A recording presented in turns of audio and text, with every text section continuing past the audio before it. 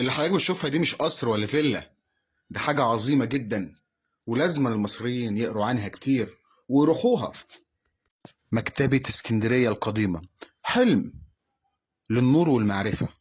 تخيل المكان ده يا أخي كان بيضم كل معارف العالم القديم من علوم وفلسفة وأدب وتاريخ. كان حلم اسكندر الأكبر، وحقق خلفه بتأسيس مكتبة الإسكندرية التي أصبحت صرح علمي في العصور القديمة.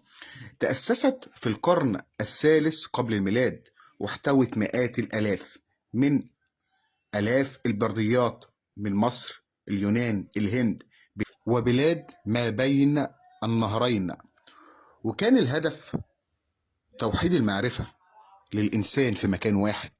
عملوا فيها وتعلم فيها علماء وفلاسفة عظام مثل أقليدس أبو الهندسة، وأرسطوخوس الذي قال إن الأرض تدور حول الشمس.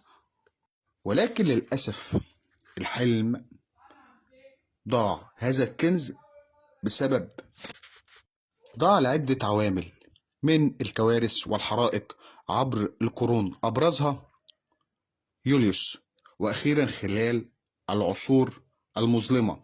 مكتبة اسكندرية ليست مجرد مبنى، لكن بل رمز خالد للعقول البشرية، وشهادة على أن المعرفة كانت دائما هنا من أرض الكنانة، من مصر. طول عمرها هي أرض المعرفة وأرض الحضارات وأرض الثقافات الخالدة أبدا. أنا عايزك تتفرج وتستمتع. الصور دي يعني شبيهة للصور الحقيقية. مكتبة اسكندرية. طب هو مين اللي راح بقى مكتبة اسكندرية الحالية اللي بتضم عظمة كبيرة من التاريخ ومن تنوع الثقافات؟ مين اللي بيروحها؟ يعني مين اللي بيفتح كتاب أصلا؟ أنا نفسي الناس فعلا يكون عندهم تنوع ثقافات، ده بيفرق كتير. اتفرج احنا يعني من آلاف السنين عملنا مكتبة اسكندر الأكبر في مدينة اسكندرية. دي مصر العظيمة اللي طول عمرها حتى الآن